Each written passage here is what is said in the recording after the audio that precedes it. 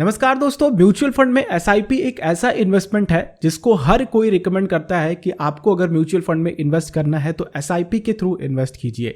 आज मैं आप लोगों को बताऊंगा कि एसआईपी के थ्रू इन्वेस्टमेंट करना क्यों जरूरी है, और साथ ही अगर आप लोग बिल्कुल जीरो नॉलेज रखते हैं इक्विटी मार्केट के बारे में तो आपको कहां से स्टार्ट करना चाहिए अगर आप म्यूचुअल फंड में इन्वेस्टमेंट शुरू करना चाहते हैं और एक बड़ा वेल्थ क्रिएट करना चाहते हैं। देखिए, एसआईपी का जो मेन मकसद है वो है सिस्टमैटिक इन्वेस्टमेंट प्लान, इसको फुल फॉर्म में बोलते हैं। और इसका मकसद है कि आप लोग हर महीने या फिर हर हफ्ते या फिर 15 दिनों पे 14 दिनों पे एक डिसेंट अमाउंट जैसे कि 5,000, 10,000, 20,000, 1,000 रुपए, जो भी आपकी कैपेबिलिटी हो वो इसमें इन्वेस्ट कर सके। 3 महीने पर भी होता है, ठीक है। यानी कि एक रेगुलर इंटरवल पे आपका इन्वेस्टमेंट किसी पर्टिकुलर फंड में जाता है, ये एसआईपी कहलाता है। अब कई लोग इसको केवल और केवल मंथली बेसिस पे देखते हैं, लेकिन मैं अपने एसआईपी को 2 तरीके से करता हूं, एक मंथली बेसिस पे और एक हाफ मंथ पे, यानी कि 14 दिनों पे, यानी कि 2 वीक्स पे, हर 2 वीक्स पे मेरी एसआईपी जाती है। तो इस तरह से भी आप इन्वेस्ट करके थोड़ा सा मार्केट को अच्छे तरीके से पकड़ सकते हैं, क्योंकि एक महीने में मार्केट वॉलेटाइल होता है। और खास करके अगर हम लोग इंडेक्स की बात करते हैं तो इंडेक्स में ये वॉलेटिलिटी मिड में और आखिरी में देखने को ज्यादा मिलती है। तो इससे क्या होता है कि थोड़ा सा एवरेजिंग का फायदा मिल जाता है, इसलिए मैं एसआईपी के थ्रू ही ये कर पाता हूं। और एसआईपी इसीलिए बेस्ट है कि आपको ज़्यादा टेंशन नहीं लेना पड़ता है। सबसे पहला कि आप बिल्कुल मार्केट से टेंशन फ्री हो सकते हैं, वॉलेटिलिटी किसी भी तरह की हो, आपका पैसा हर वॉलेटिलिटी में इन्वेस्ट होता है, चाहे वो नीचे की तरफ हो या फिर ऊपर की तरफ हो। हर तरीके के मार्केट को ऑटोमेटिकली टाइम कर लेते हैं आप एसआईपी के थ्रू, ठीक है। नेक्स्ट चीज कि आप यहां से कम में इन्वेस्टमेंट स्टार्ट कर सकते हैं। म्यूचुअल फंड में ऐसे बहुत सारे ऑप्शन हैं जिनमें आप लोग 100 रुपए से इन्वेस्टमेंट स्टार्ट कर सकते हैं, और काफी बेहतरीन फंड्स हैं जिनका पोर्टफोलियो है रिलायंस में, इस तरह की बड़ी कंपनीज में, एचडीएफसी में, जिनके अगर आप लोग शेयर खरीदने जाते हो तो उसमें आपको 2,000 रुपए, 5,000 रुपए एक शेयर के लगते हैं। लेकिन आप लोग इन म्यूचुअल फंड्स में डाल करके मिनिमम 100 रुपए से अपना इन्वेस्टमेंट स्टार्ट कर सकते हो, और मैक्सिमम की तो कोई लिमिट ही नहीं है। नेक्स्ट चीज कि आप यहां पे इमोशनलेस इन्वेस्टर बनते हैं। इमोशनलेस इन्वेस्टर्स क्या होते हैं? कई बार मार्केट बहुत ज्यादा डाउनफॉल चला जाता है। अभी हाल ही का मैं आपको एग्जांपल बताता हूं, आज के दिन ही घटित हुआ था।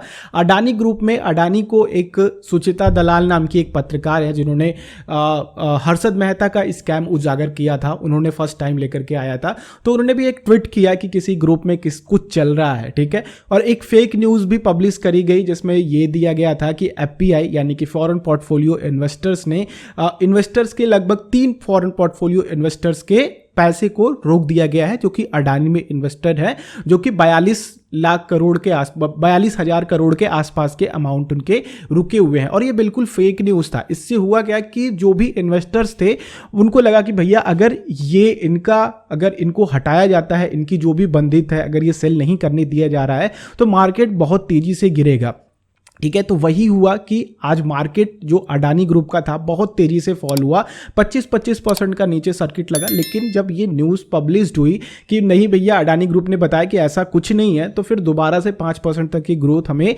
अडानी ग्रुप के शेयरों में देखने को मिली। तो ओवरऑल अडानी ग्रुप काफ़ी डाउन था। तो कुल मिला करके दोस्तों हम यहाँ पे क्या हुए कि इमोशनल इन्वेस्टर्स बन गए यहाँ पे। अब हमें पता चला कि इस तरह की न्यूज़ आई है तो हम उस स्टॉक से निकल जाएंगे और हमें काफ़ी बड़ा घाटा होगा।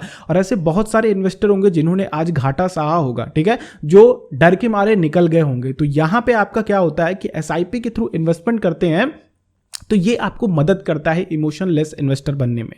यानी कि आप मार्केट गिर रहा है, ऊपर जा रहा है, कोई दिक्कत वाली बात नहीं है।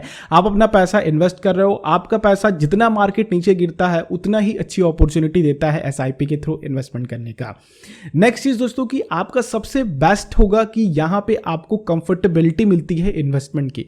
कंफर्टेबिलिटी यानी कि अगर मान लीजिए कि आपको लगता है कि हमें अपना इन्वेस्टमेंट रोकना चाहिए, अभी मुझे कुछ कहीं और पैसे का काम है, या फिर आपने समझ लिया कि मार्केट में एक बड़ा फॉल आने वाला है, ठीक है, तो आपने सोचा कि कुछ दिन रुक जाते हैं, भले ही आपको आप गलत हो, ठीक है, आपको उतनी अच्छी नॉलेज ना हो, आप गलत हो, लेकिन क्या है कि आपने इन्वेस्टमेंट सोचा कि रोकना है मुझे, तो ये सूटेबिलिटी आपको मिलती है। यहाँ पे बिना किसी चार्जेस के आप अपना इन्वेस्टमेंट रोक सकते हैं और बिना किसी चार्जेस के आप दोबारा से उसी में एसआईपी अपनी कंटिन्यू कर सकते हैं। अब मान लीजिए कि आप गलत हो गए या फिर आपको लगा कि हमें इस समय पैसे का काम है, हम एसआईपी नहीं करना चाहते हैं, तो आप उसको पॉज करके अगले महीने से या फिर उसके आने वाले 2 महीने बाद से इन्वेस्टमेंट स्टार्ट कर सकते हैं।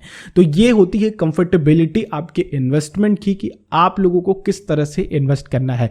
कई बार क्या होता है ना, ये मदद कहां करती है कि मार्केट ऑल टाइम हाई पे होता है, पीक पे होता है, हमने टेक्निकल एनालिसिस करी हुई है तो हमें पता है कि ये एक मार्केट का ऑल टाइम हाई बन चुका है। तो अगर यहाँ पे हम इन्वेस्टमेंट करते हैं तो हमें यूनिट्स भी थोड़ी हाई मिलेंगी, तो हम थोड़े से एसआईपी को रोक देते हैं। बहुत सारे रीजंस होते हैं एसआईपी को रोकने के। नेक्स्ट और काफी इंपॉर्टेंट चीज की, अगर आपको इन्वेस्टमेंट करना है तो आपको उसकी नॉलेज जरूर होनी चाहिए, उसकी परफॉर्मेंस के बारे में आपको जरूर पता होना चाहिए। तो एसआईपी में आपको जैसे इक्विटी के डेटा मिलते हैं, उसी तरह से एसआईपी में जो भी म्यूचुअल फंड आप लोग चूज कर रहे हैं एसआईपी के लिए, वहां पे उसके पूरे डेटा, हिस्टोरिकल डेटा होते हैं।